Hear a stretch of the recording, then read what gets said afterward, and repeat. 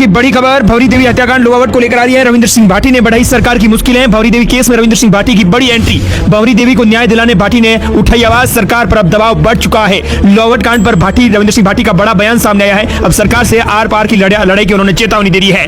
आइए नजर डालते हैं पूरी रिपोर्ट कार्ड पर, लेकिन उससे पहले आप भी अगर भंवरी देवी न्याय दिलाना चाहते हैं तो इस वीडियो को ज्यादा से ज्यादा शेयर करें और कमेंट सेक्शन में लिखें कि भंवरी देवी को न्याय मिले, और इसके साथ इस वीडियो को एक बार दबाकर शेयर जरूर करना। दरअसल भंवरी देवी के हत्याकांड को लेकर इस वक्त की बड़ी खबर आ रही है। आज रविंद्र सिंह भाटी ने जब हमने चर्चा की तो उन्होंने बड़ा ऐलान कर दिया है। सबसे पहले नजर डालते हैं रविंद्र सिंह भाटी ने क्या कुछ कहा है अपने उस घटनाक्रम। रविंद्र सिंह भाटी के खुद की आवाज से सुनेंगे उन्होंने क्या कुछ कहा है, लेकिन उससे पहले आपको बता दें कि भंवरी देवी हत्याकांड में अब एक और बड़ा मोड़ सामने आया है, जिस मामले को लेकर पिछले कई दिनों से लोहावट की धरती पर धरना, अनशन और प्रदर्शन चल रहे हैं। आज 3 दिनों से भूख हड़ताल चल रही है। अब उसकी गूंज राजस्थान की राजनीति तक पहुंच चुकी है और इस बार आवाज उठी है शिव से निर्दलीय विधायक रविंद्र सिंह भाटी की ओर से।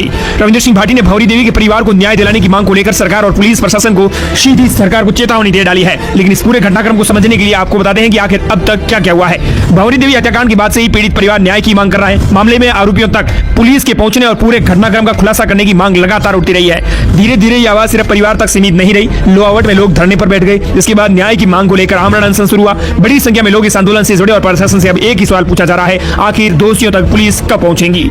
इसके बाद लोहावट में अब कैंडल मार्च भी निकाला गया। हाथों में मोमबत्तियां थी, चेहरों पर आक्रोश था और जुबान पर सिर्फ एक ही मांग थी, बस भंवरी देवी को न्याय मिले।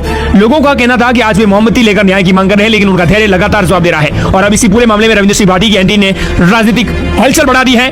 भाटी ने पीड़ित परिवार के पक्ष में आवाज उठाते हुए कहा कि इस मामले में जल्द और प्रभावी कार्रवाई होनी चाहिए। उनका सीधे सवाल सीधे सरकार से, सिस्टम से है। जब लोग न्याय के लिए भूख हड़ताल पर बैठे रहे हैं, अब एक मासूम बच्ची अपनी मां के लिए इंसाफ मांग रही है, तो आखिर प्रशासन कब जगेगा। भाटी ने पुलिस प्रशासन से मामले को गंभीरता से लेने और दोषियों के खिलाफ कानून के मुताबिक सख्त कार्रवाई करने की मांग की है। इसके साथ ही उन्होंने चेतावनी दी है कि मैं भी अब धरने में पहुंचूंगा और लाखों के लोगों की भीड़ हो सकती है। रविंद्र सिंह भाटी का यह रुख इसीलिए भी महत्वपूर्ण माना जा रहा है क्योंकि अब तक जो आक्रोश लोहावट की सड़कों पर दिखाई दे रहा था, वही आवाज अब राजस्थान की राजनीति में भी सुनाई देने लगी है।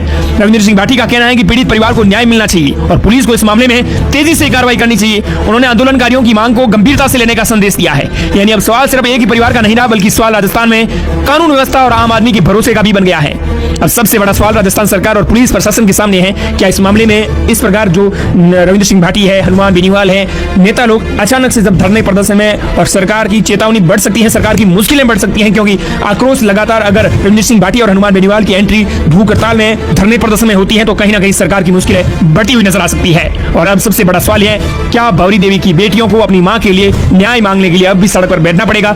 हमें जरूर बताएं कमेंट सेक्शन में, या फिर कार्रवाई होगी। आप क्या कुछ कहना चाहते हैं राजस्थान की बजरलाल सरकार को, हमें जरूर बताएं।